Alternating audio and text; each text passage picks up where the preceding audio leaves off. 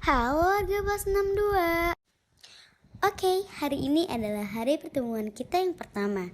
Tak kenal, maka kata sayang. Maka dari itu, perkenalkan, nama saya Salsabila Sabana Azmi dan teman saya Salsabila Bunga Rahmadila.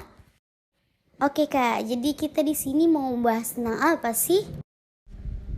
Kepo ya.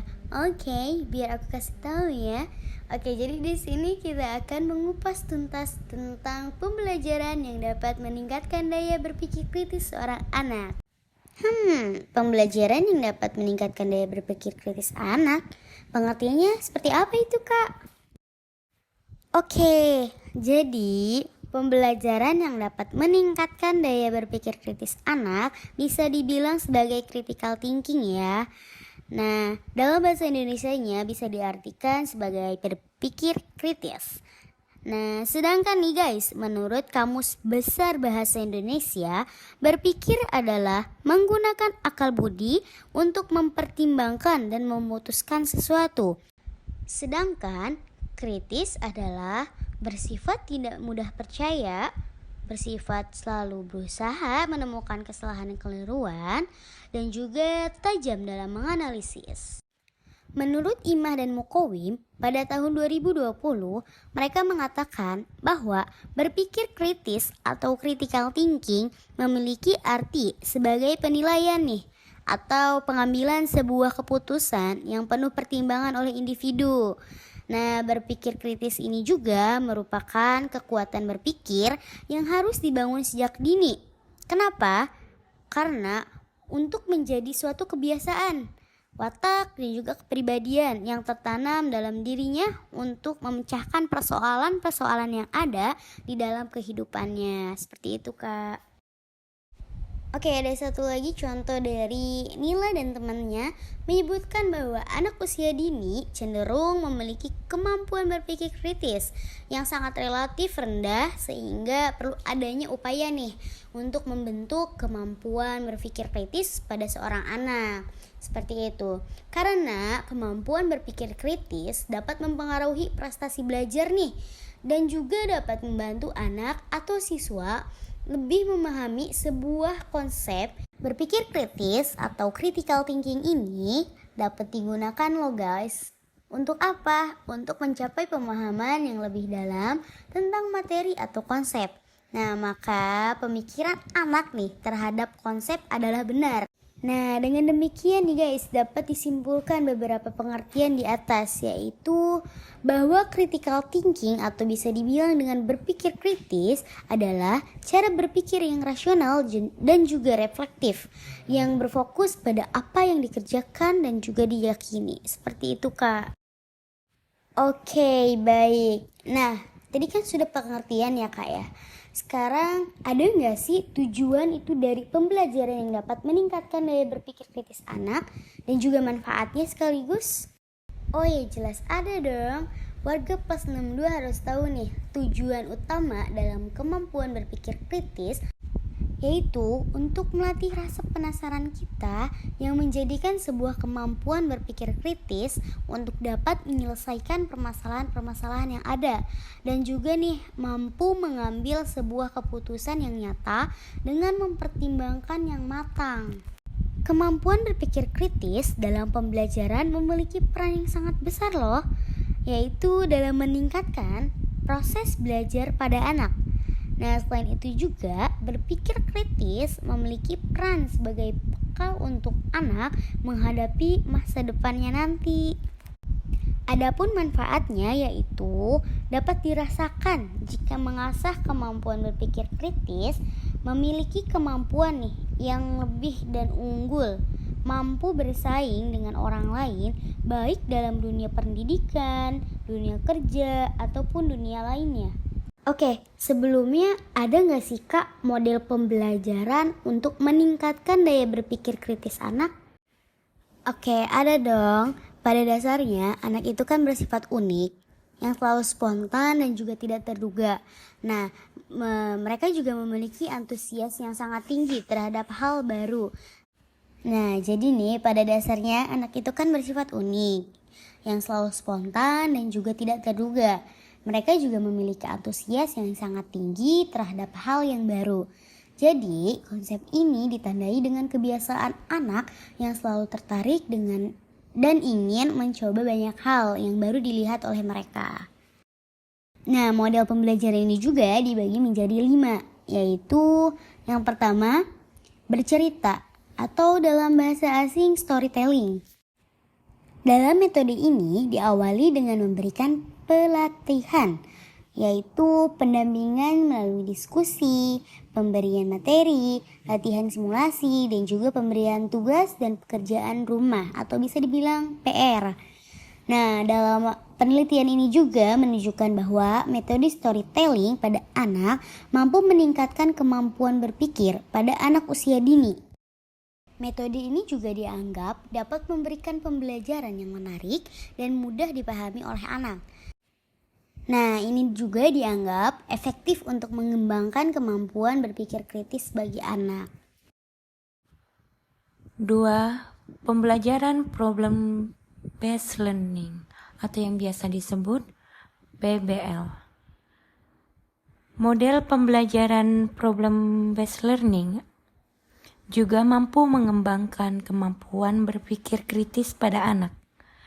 Karena PBL merupakan sebuah metode atau pembelajaran berbasis pemecahan masalah dengan kemampuan berpikir yang tinggi.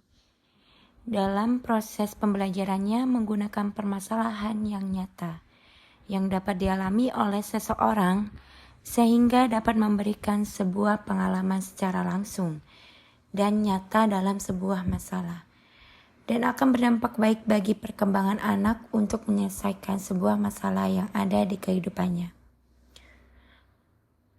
Dengan melalui pengajuan situasi kehidupan real atau nyata hingga memberikan kesan yang bermakna, sehingga mendorong peserta didik untuk melakukan pencarian atau inquiry. 3. Pembelajaran berbasis STEAM. Anak tidak hanya memahami pengetahuan ilmiah tetapi juga meningkatkan kemampuan yang diperlukan berpikir kritis, kreatif, dan kemampuan dalam menyelesaikan masalah.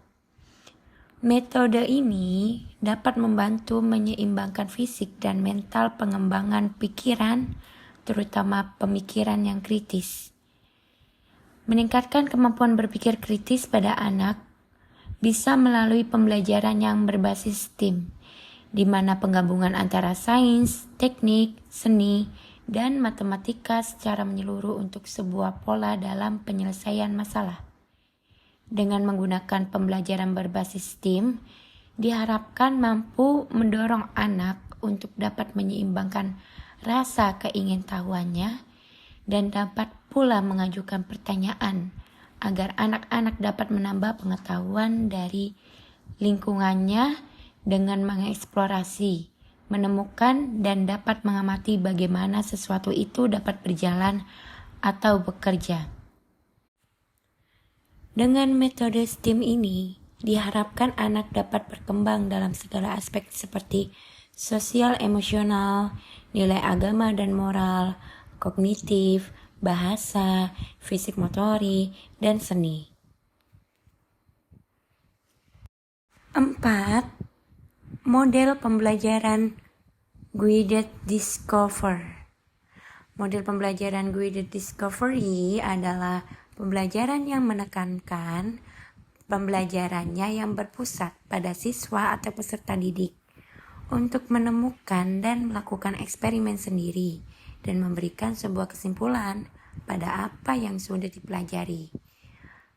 Menurut Mulyadi, tahun 2021, pelaksanaan metode Guided Discovery yaitu persiapan atau preparation, stimulasi atau stimulation, identifikasi masalah atau problem identification, pengumpulan data atau data collection, pengolahan data atau data processing, pembuktian atau validation, menarik kesimpulan atau draw conclusion.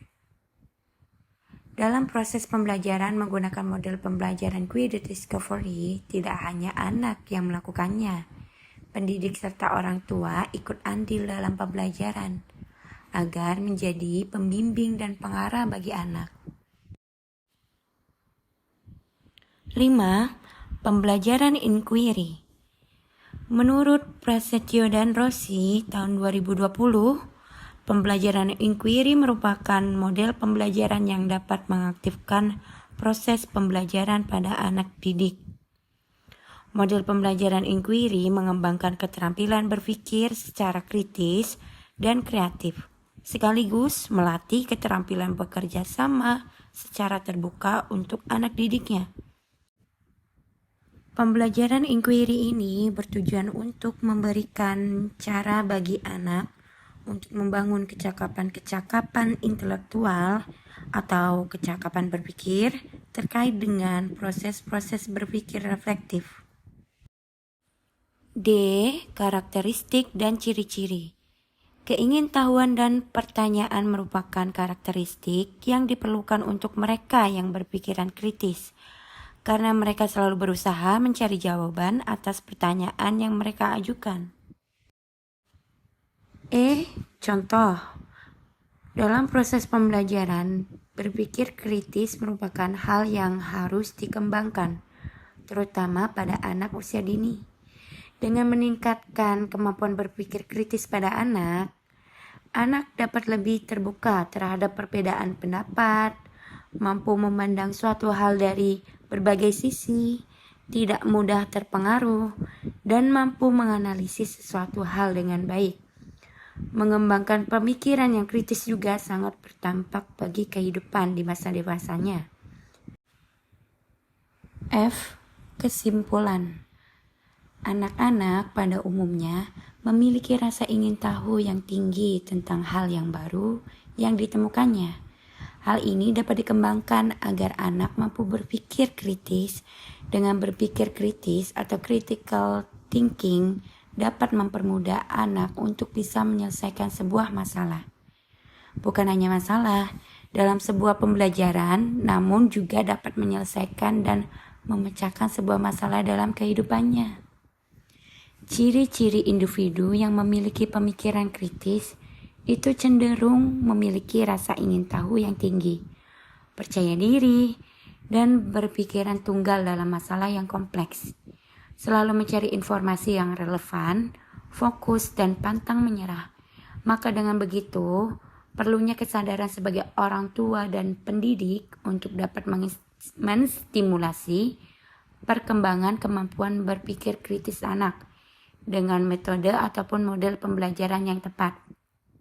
Seperti pembelajaran dengan bercerita atau storytelling, model pembelajaran atau problem-based learning, model pembelajaran berbasis STEAM, model pembelajaran guided discovery, dan pembelajaran inquiry. Masih banyak metode lain yang dapat mengembangkan proses berpikir kritis pada anak. Halo warga kelas 62.